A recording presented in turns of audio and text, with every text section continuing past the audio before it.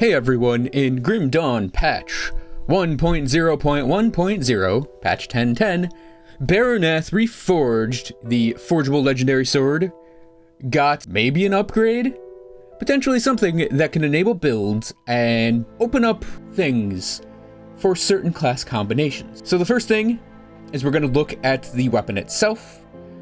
It gained a toggled ability, which has an energy cost per second, gives you bonus crit damage, and converts all of your elemental damage into physical damage. Now you may be looking at this and thinking, wow, that's really broken. That's really over the top awesome. It's okay. It works. It does what it says it does. But for the most part, it's okay. At least on a battle mage. I think in theory crafting this thing, me and the chat on Friday night, we're going kind of crazy over it with the theory crafting parts. Because it sounds like it's going to do a lot. It sounds like it's going to take these 3 damage types in the form of cold, lightning, and fire and merge them all into one. It's going to take all of your burns and convert them to internal trauma damage. And I mean, it does that. But the problem is, any ability that you want to use with this weapon is probably going to get more benefit out of being elemental instead of being physical. The reason for this is there are no support items around Beronath Reforged. You have to use green items or oddly chosen items, or you might end up using items that don't actually fit with the ability you're using. So in the footage, I'm using Calidor's Tempest with Beronath Reforged to convert the fire damage to physical damage, and then I'm using a lot of Aether gear and physical gear and abilities. I'm using physical and Aether as best I can together to make Calidor's Tempest work. And the ability itself is fine.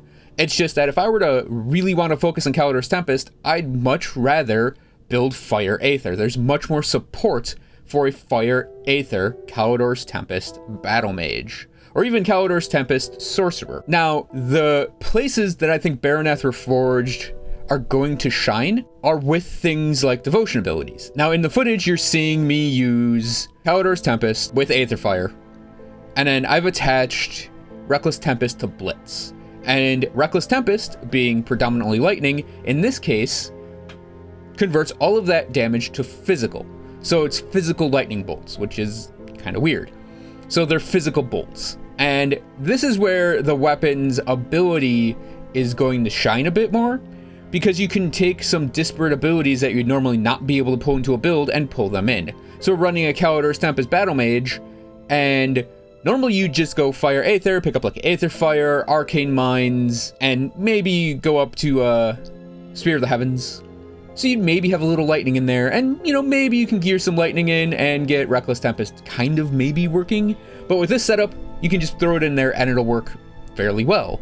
And because it's a battle mage, you have the soldier, and the soldier has things that support physical and internal trauma damages. Not bad. The other place this is going to shine is with something that's already kind of set up towards physical damage, but has elemental worked in some way. So something like a Fire Strike build, I think is gonna benefit from this weapon, because you'll be able to convert all of the fire damage on Fire Strike to physical and then just focus on physical. So if you have a Fire Strike Commando, a Tri-Elemental Saboteur, you could potentially just change all of that elemental damage into physical and then throw on your Markovian set and work with that. I also think something like a Stunjax build would probably gain a lot from this weapon. Now, all of that being said, it's not going to work well with caster abilities.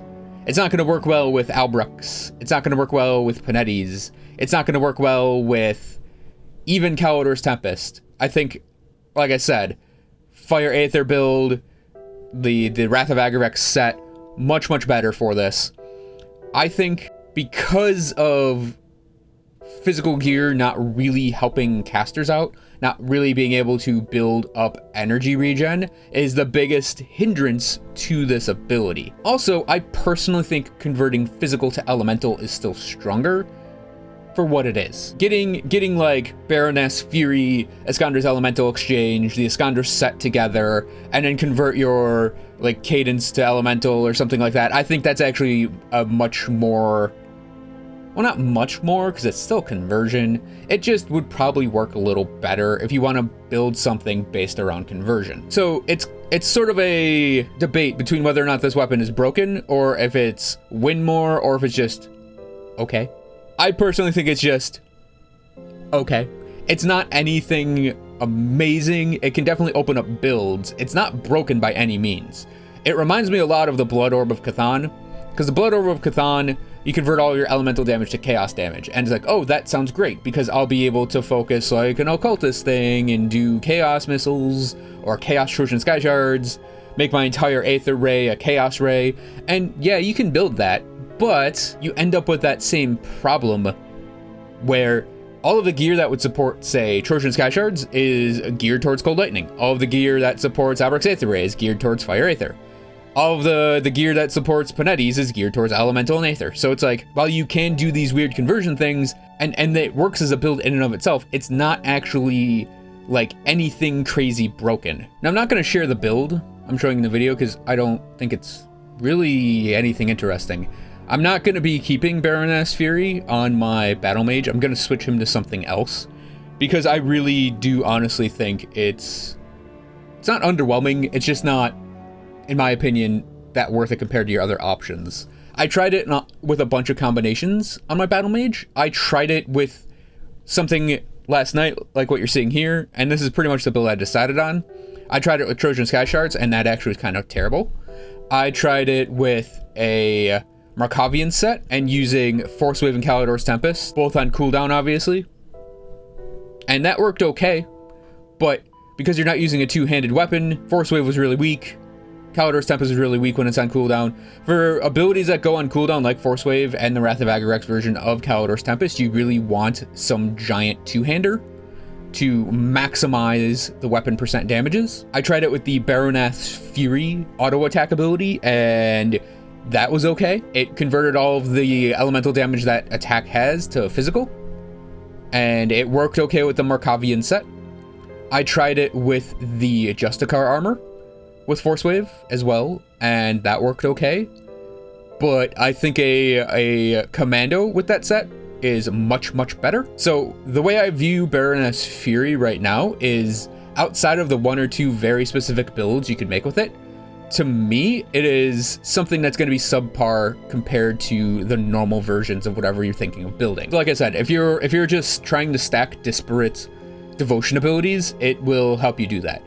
If you're doing something like a Tri-Elemental Saboteur, where jumping over to physical damage could be a bonus while preserving like your Fire Strike and whatever else the Tri-Elemental Saboteur uses. I don't have one yet, so I can't, use footage or point things out with it.